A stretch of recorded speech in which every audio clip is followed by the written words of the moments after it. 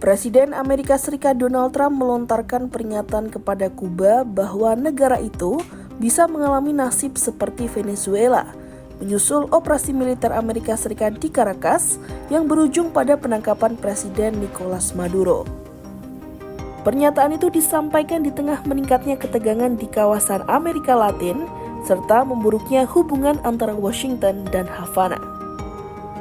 Melansir New York Times pada Senin 5 Januari 2026, Trump mengatakan bahwa hari-hari pemerintahan Kuba sudah dihitung dan Amerika Serikat kemungkinan akan mengalihkan fokusnya ke negara komunis tersebut.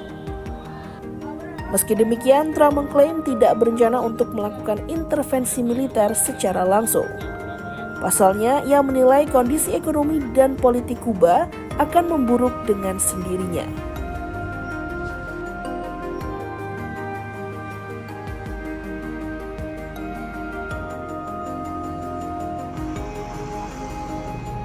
Di sisi lain, pemerintah Kuba mengonfirmasi 32 tentaranya tewas akibat serangan militer Amerika Serikat di Venezuela pada Sabtu 3 Januari 2026.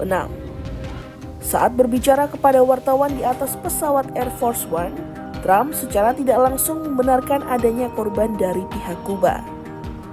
Trump mengatakan banyak kematian di pihak lawan dan tentara Kuba menjadi bagian dari itu.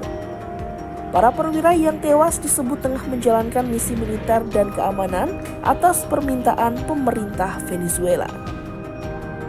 You know, a lot of Cubans were killed yesterday. You know that. A lot of Cubans were killed. You know how many? The bodyguards. No, they're looking, but there was a lot of death on the other side. No death on our side, but there was a lot of death on the other side, unfortunately.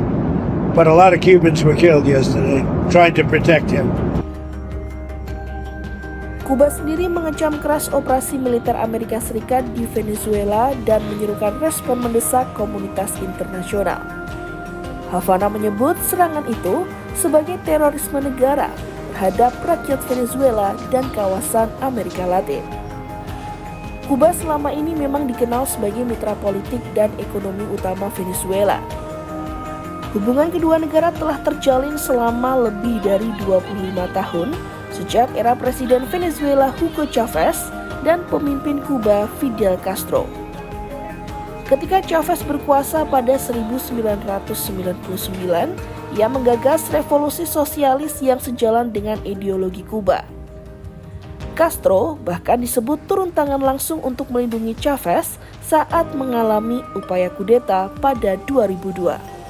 Sebagai balasan, Venezuela memberikan dukungan ekonomi besar kepada Kuba, terutama melalui pasokan minyak murah, sebuah kebijakan yang dilanjutkan oleh pemerintahan Maduro.